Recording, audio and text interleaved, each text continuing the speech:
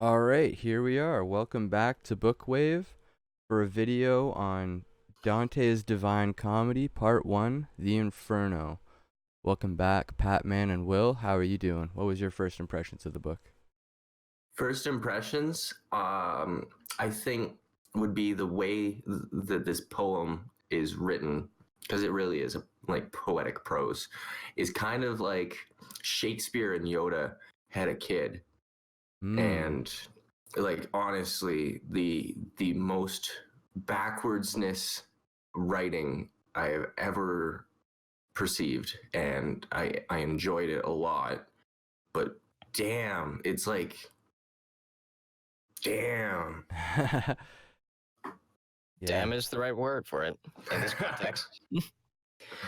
The writing, yeah, the prose was very eloquent, and it's almost as if he was urgently telling someone about his journey through hell. Like he made it out alive. Well, in this case, I don't know. I got like a Tower of Babel vibe from it Hmm. because he mentions climbing a mountain at the beginning of Inferno, and he encounters three beasts, and he runs away, and he tells about it. So there's a vibe to that, especially when he's descending with Virgil too.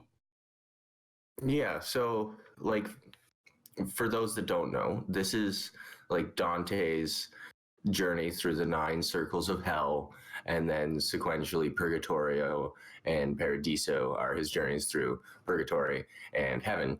And he takes on this position that he actually experienced this, that the events that he went through were real, and that he is telling the reader, like, this happened. I'm not lying. This is what's going on. And it becomes this very weird political commentary satire thing that's both artistic and experiential and beautiful and horrifying and gruesome. He does take references to um, empires and the state of Italy back, definitely, and how the church and the entire state were at odds with each other and just bumping heads against one another and arguing, and eventually just killing themselves, really. And I think that's what Dante was afraid of. And he puts that in, he makes it very clear throughout part one, too. And especially with the biblical references, too. Yeah, What not did just biblical references, but references to Greek myth and actual real people that he saw die from this whole war that he was involved with, and political figures from the Holy Roman Empire and Italy, and the black Guelphs and the white Guelphs. Talks about that conflict a lot in there.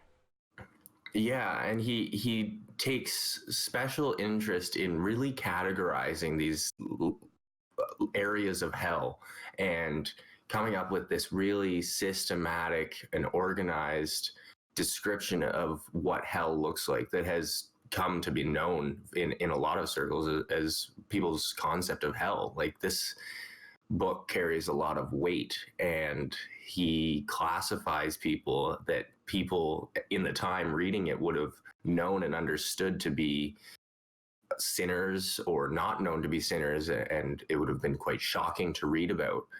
But one of the cool things he did was two things, actually. It was twofold. First of all, he said, I'm not writing in Latin because the masses don't read Latin.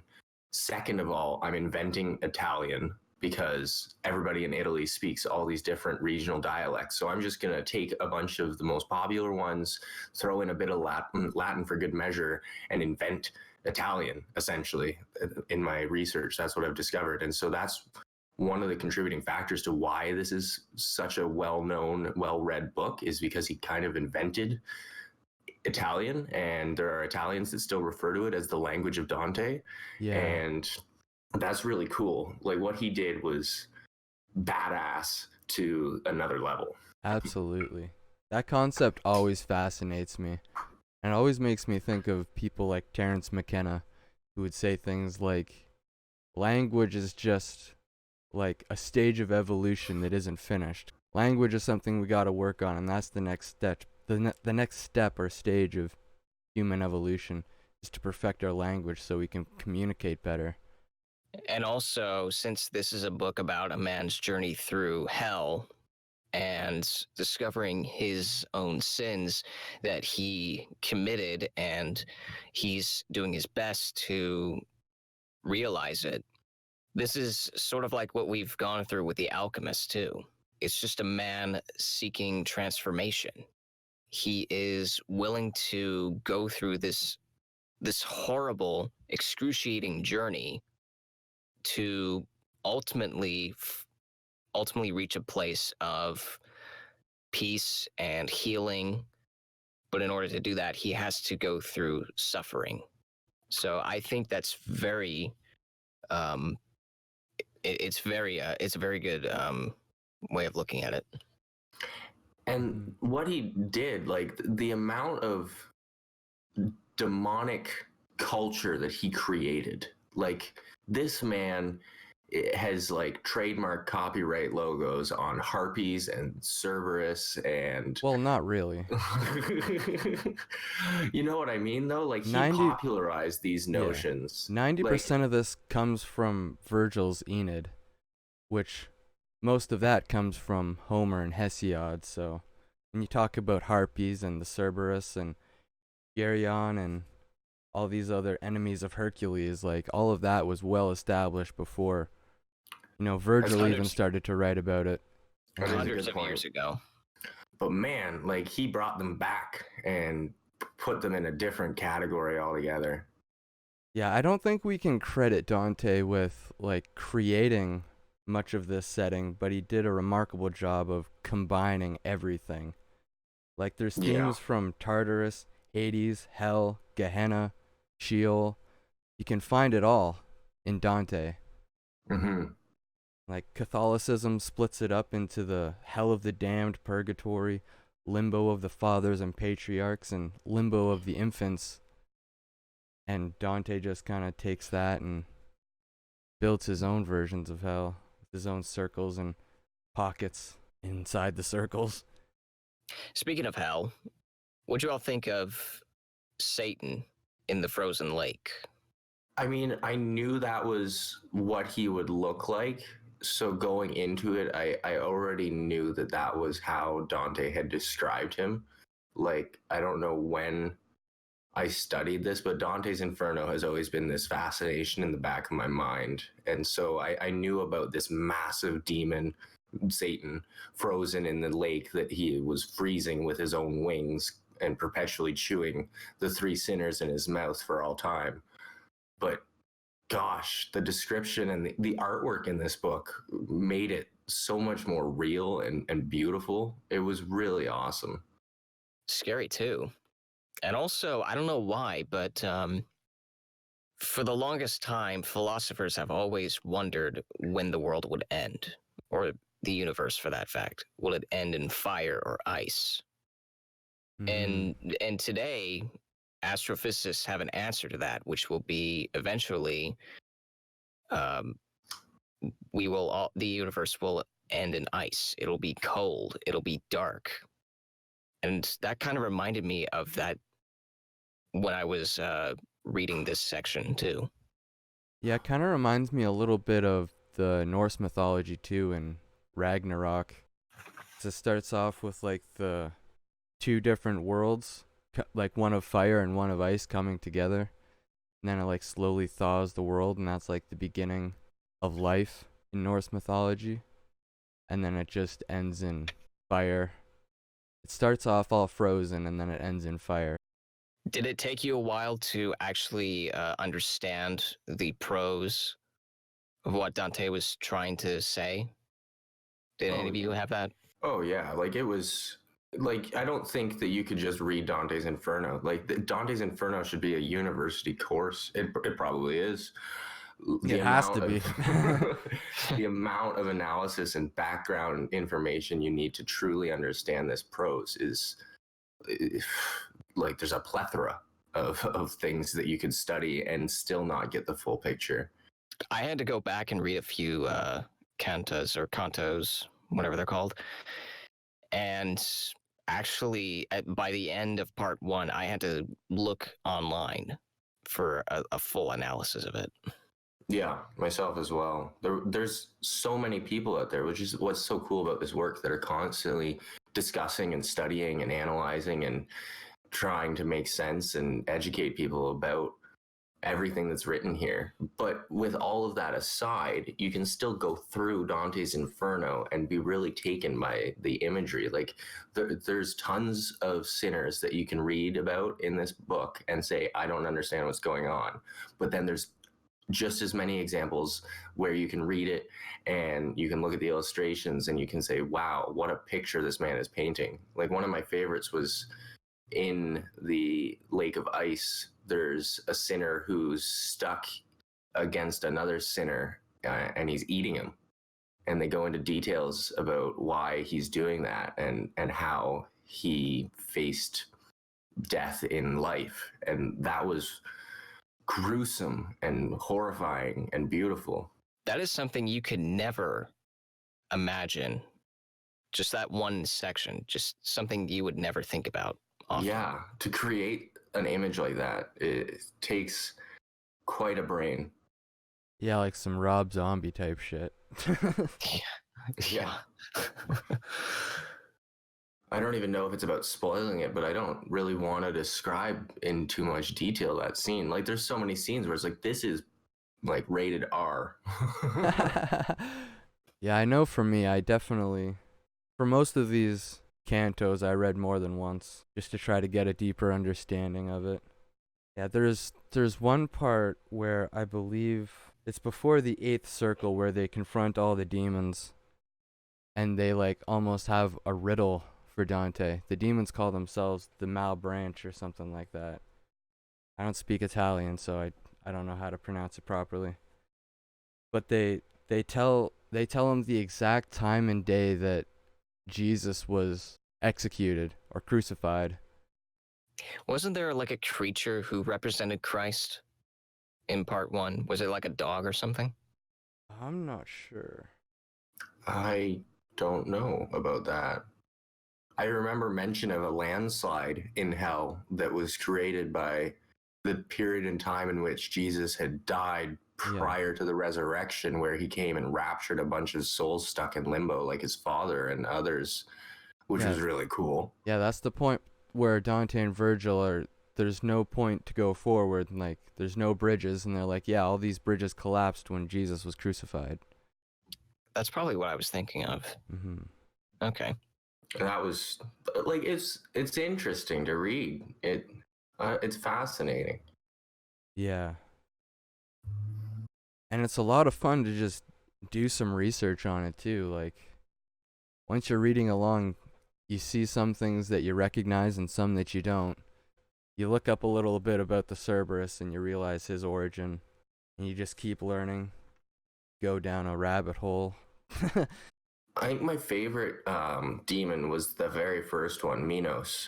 I think that's his name, who wraps his tail around you for as many circles as he's going to throw you into, and that he's this like guard and determiner of your sins, who throws you into the circle and depths of hell that you deserve to go into. That was really cool.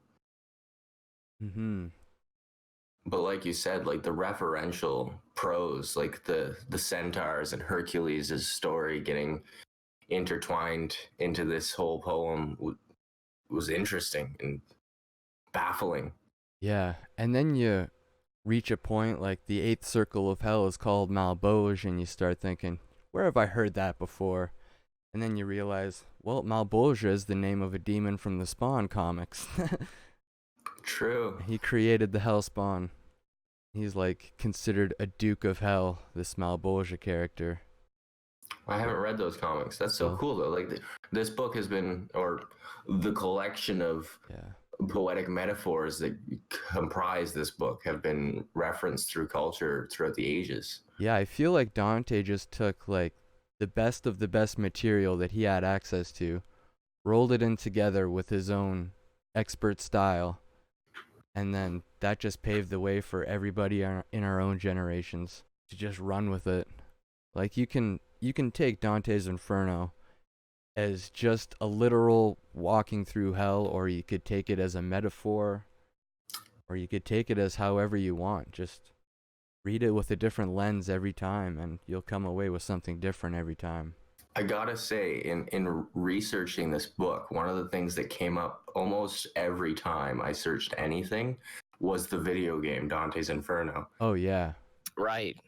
And it appears they've done a very good job of capturing many areas of this book and translating it into a video game. Like the yeah, giants that guard the seventh ring, I believe it is, end up being the bosses in this video game, and all sorts of other things. Sorry, I was gonna say I think they also turned it into an animated feature, Really, like an animated movie. Yeah. that is worth watching. But what were you gonna say, Scott? I was just gonna pretty much agree with Will that there was a couple times when I tried to look up someone's name, and it's just like, oh, you're looking for how to beat this boss in Dante's Inferno. I'm like, no, I don't care how to beat this boss. I just want to know about the guy. Yeah, read the wiki of it. I would love to see like a well rendered version of the hell that he maps out for you to experience. Like a VR experience of Dante's Inferno would be Oh so man. interesting. Or maybe just like in the Sistine Chapel, like a huge painting of hell. Hmm. Yeah. Yeah, a good rendering would be amazing. You know who would adapt Divine Comedy into a movie? Who I think will be a suitable director? Stanley Kubrick. M. Night Shyamalan. David Lynch. Who dat? I think David Lynch would be a perfect director for the Divine Comedy. What has he directed? Lost Highway, Blue Velvet, Twin Peaks. Oh. Okay. I haven't watched any of that. Yeah, the Elephant Man. He is known for exploring different metaphysical and philosophical themes while also providing some like worthwhile scenes that are just bizarre. All of his movies they've been praised by moviegoers, fans. They've lasted for a long time, especially Twin Peaks. And Twin Peaks was a huge inspiration for other forms of media. But it also reminds me of how Twin Peaks came back with a third season a few years ago, and how Agent Cooper goes through this dream state in the I don't want to say Velvet Room, but like the room where he was trapped in. And it felt almost like a dream in a way, and it was horrifying. And I imagined that if he puts that style in the Divine Comedy, if he decides to adapt it to the screen, that would be mind blowing. Just absolutely mind blowing. Yeah, you never know. There's a lot of potential there. There's also a lot of potential for someone to do it really wrong. Yeah. Yeah. I think Dante is one of those things that means something different to everybody. So, like, as soon as one person tries to be like, hey, this is the perfect cinematic version of Dante's Inferno, half the other people are going to be like, this ain't the Inferno. Yeah, that's true. Because, like, when I was reading this with putting on my skeptical hat, I don't believe in any kind of afterlife. The kind of thing that Dante was saying to me that might not have been saying to other people was like, death traps you in hell because life is all you have. And Dante can only travel to each circle because he still lives. And the circles represent their state of mind if they were still living. Because they go on a lot about how, once you're in hell, you're stuck there. You can maybe start moving through the circles if you make it to purgatory. But if you're in hell, then you're stuck there. If you die in hell, then that's just who you are. You're just some lost soul in hell. And you can't reach enlightenment without confronting your own sins and the fact that lifespan is just a time limit. And I think another point that Dante is trying to make is rock bottom is the savior that lets you see the Inferno for what it is and enables the climb out. It's like he didn't die, but he reached rock bottom and saw hell for what it is. He found his way out of it into purgatory and on and on. And Virgil wasn't saved in life, so he can't leave hell either. As soon as they reach the mountain, he's gone. As soon as they leave hell, he's got to go back. Yeah, he's just a guide. Yeah. And then after that, Dante's on his own. So he can't be saved in death, but he is remembered so that we can learn from him. So that's what I got from Dante. What did you think about the canto that focuses on the soul who is suffering in hell that Dante knows to still be living on earth? And it's explained that he's possessed by a demon and his soul is already condemned to hell. That was in like the 9th circle, right? Yeah, somewhere in there. Yeah, I think I know what you're talking about. He betrayed his king or something like that? Yeah. But that Dante knew that he was still alive, but his soul was already being condemned, and that a demon had taken over his body. What do you think about that metaphor? I think that's a good example of because in storytelling, there's often an opposite of what a character realizes about himself. But he either doesn't know about it, he's blind about it, or he refuses to acknowledge it. And like I said before, this is a perfect book about going through a sense of transformation and the proper sacrifices, the proper preparations you have to go through. And it opens up the door to what might happen in purgatory.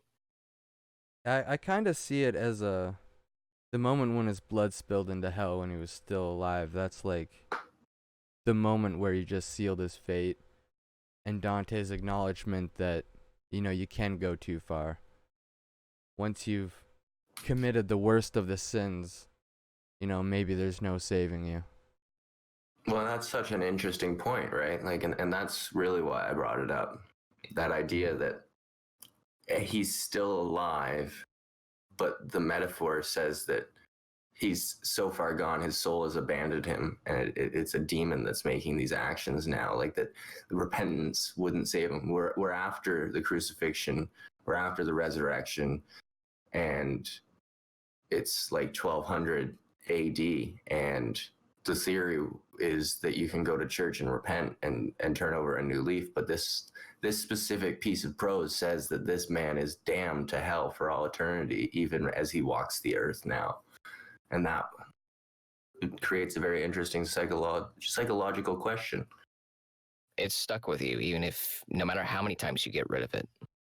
And that you can't clean the spot out of your hand. It's a part of you. Out damn spot. Damn you. Thank you for getting my reference.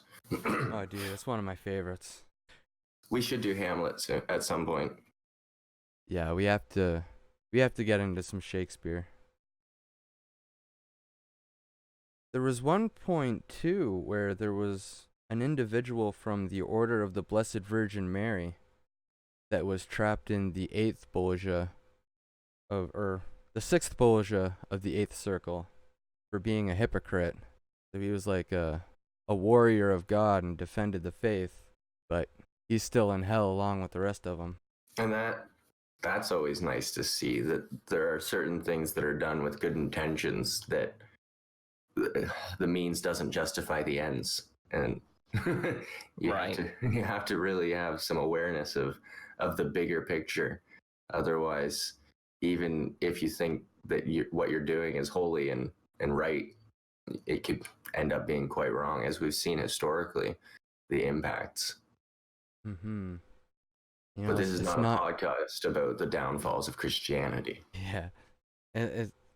I just like that Dante puts in the acknowledgement that it's not enough just to stick to your faith and do everything for your god, you have to, use your noodle once in a while and like actually think, is this the right thing to do? Is this gonna bring me closer to hell, or is this gonna bring me closer to heaven? You believe those are things in the afterlife or things on earth? That's up to you. So what did you guys think of the actual structuring of hell, the different rings? Do you think you got the punishments right? I think it was neat. I think the idea that the torture matches the sin is a great concept. But obviously, like, there's other metaphors of hell wherein, like in popular culture, even nowadays, like there's this notion that you're being tortured constantly and dying and being reborn, and every single person has their own special place in hell reserved for them, but that there was this sort of wider spectrum of categories of sins and demons assigned to be the watchdogs of the sinners. Like, you have people who are just walking around an 11-mile track and dying and then getting reborn to walk the track again. It felt like a prisoner of war camp. Yeah, as long as, I mean, you can approach the concept of hell in different ways creatively, but you also have to keep in mind the rules that are applied to it story wise. And yeah, it's neat that Dante shows this, and yeah, it's very deep in what he goes into.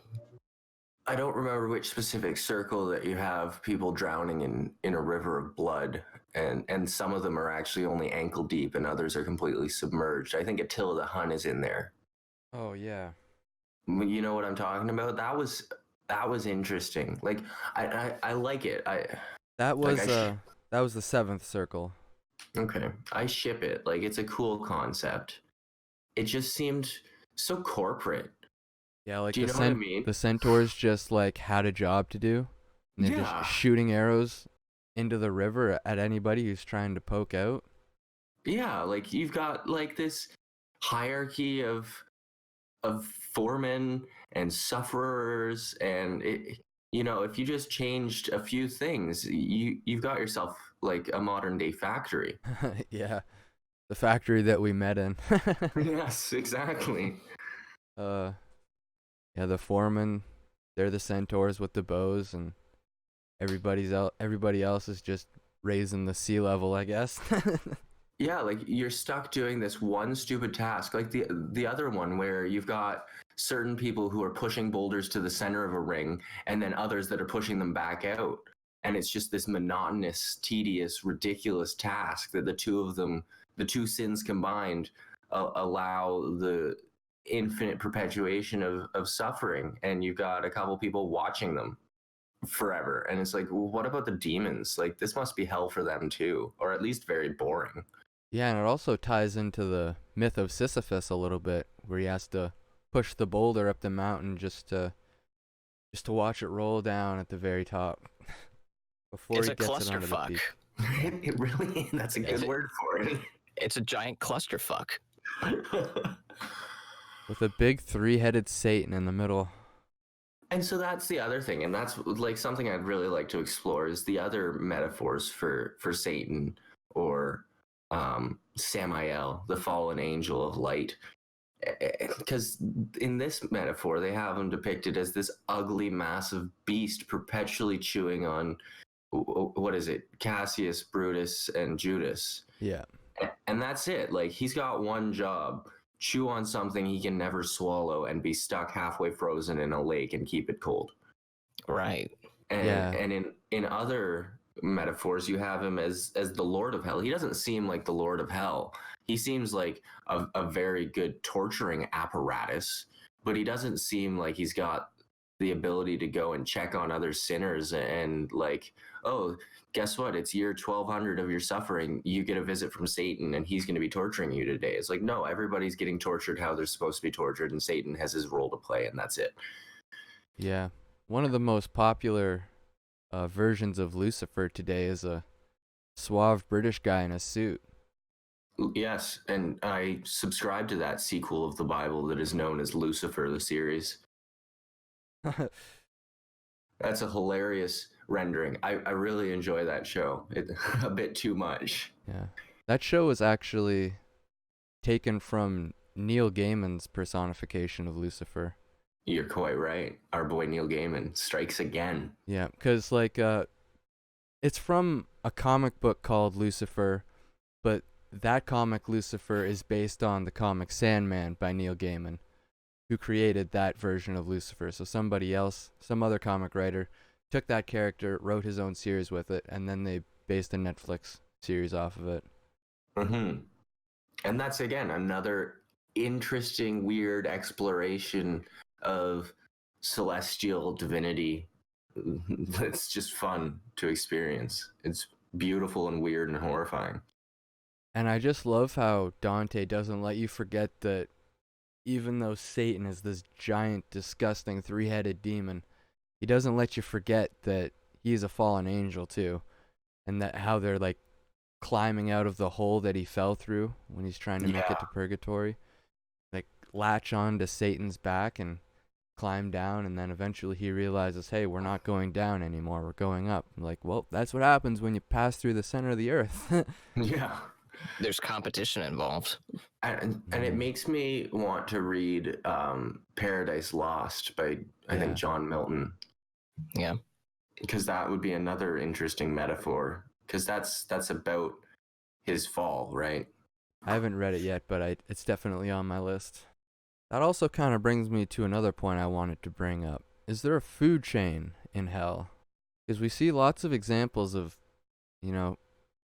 demonic figures eating their victims, but we don't know if any of the victims have to eat, or if they have to sustain themselves, or what happens when their bodies run out. Can you die in hell? What does eating accomplish? That's something I wanted to bring up earlier, because that's the thing about Dante too. He's going through this whole journey, and not once is there any prose where it's like, and then we rested and we had some bread. Yeah, there's that too. I'm thinking of all the parts where like Cerberus had someone in his mouth, or Satan's chewing on the three people, or the harpies eating the leaves off the trees that happen to be people that just were sent down to hell to grow as trees in the underworld. That was pretty cool too. Yeah, I don't know. I mean, like when I read it, it's just okay. We see them eating victims. Okay, let's move along. Yeah. That's what I. Same with lust too. Yeah. I feel like it's really tied into like the sins of lust and greed, but at the same time, I kind of want to dive into that. What eating accomplishes, if anything, in hell. So, first of all, let me just say that my wife just brought me in an omelet at the exact point that we started talking about the food chain and demons eating people. Well, you're going to hell for that. So, secondly, let me make the argument that is made in a lot of things. So, demons don't have souls, and they're just there to be torture things. So, I don't think that they can deteriorate and have no need to eat, but are obligated to, again, to do this monotonous, tedious chore of eating sufferers. And I think the sufferers, their soul is damned to hell for all eternity, and they're able to re-render their bodily form as a means to torture them, and that they could perpetually die and be reborn in their skin, as we see in some of the flaying circles where they're ripped from chin to south of the border and then reattached to be re-ripped open again. I don't think that they need to eat food, but it brings up the question, are they constantly starving? Yeah. That is a good point, actually. That is something to ponder about. Like, do they have to clip their nails? Yeah. How often do they get their hair cut down there, Like Yeah, like, when do they shave? Do they still have a sex drive? Do they start to develop attachment for their torturers? Do they become masochistic? Yeah. I think a lot of that is inevitable for some of these pockets and circles, but for others it just doesn't really come up.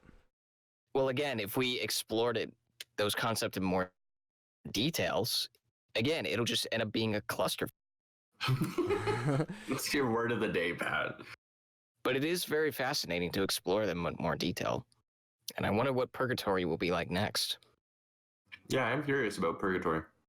Yeah, I wonder if there's gonna be as many historical figures or references, or if it'll just be more poetic and metaphorical.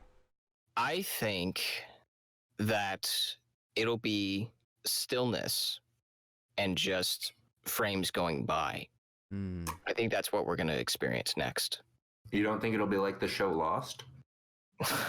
Spoiler alert. Possibly. Possibly where somebody dies and then goes Where's goes on my living. baby? Where's my baby? Oh, shit. You guys have seen the first season of Lost. You get that reference, right? Yeah, I've seen all of Lost. I haven't seen it. Man, I had the plot to Lost spoiled by a Minecraft video. Do you know how upsetting it was to be on like the second season of Lost watching a Let's Play Minecraft video where they created the map of Lost and they just spoiled everything? Wow. It was a good world, but really upsetting. Hey, that's an idea. It'd be so cool to make a Dante's Inferno Minecraft world. Oh man, Yeah? that's what we got to get on right now. Yeah, that'd be really intense and quite doable. Like, I'd love to be able to explore the city of, what is it, Dis? Yeah, the city of Diz, Yeah. I guess. I don't know the proper pronunciation. That's just how I've been saying it. It's like, again, the biggest crux of this experience is how do I pronounce all of these words? The good news is it's not the Russian language that's the problem, it's me. Yep. Had the same problems in Italian. For me- everybody has their own pronunciation. For me, Russian was a lot harder going through Crime and Punishment, but yeah, I know what you're Yeah. saying. Well, that's pretty much all I have to say about part 1. Very, very good so far. I'm looking Yeah. forward to Purgatory. I don't think reading part 1 ends here for me. I think that this will be like something that follows me throughout my life as I gain more understanding of the cultures that were built upon and the history and the references.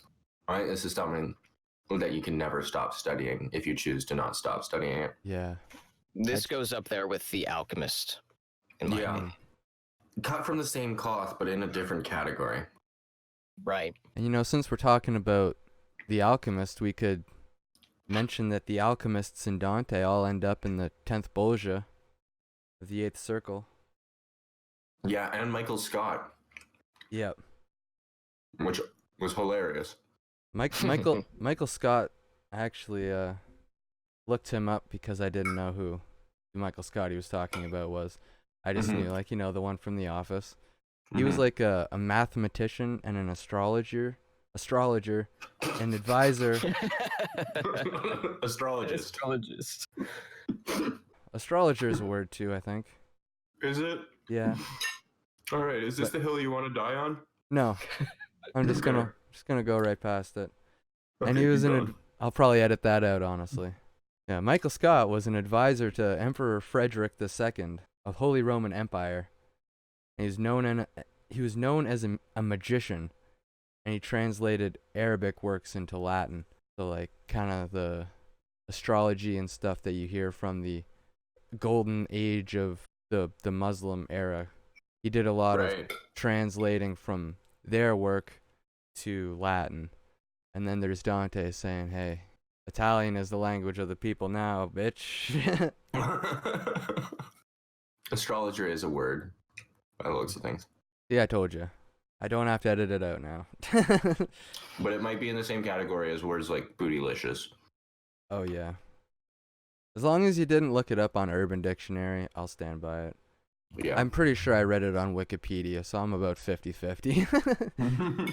And there's also the part where there's Ulysses, who's just unapologetic about leaving his family to explore the world.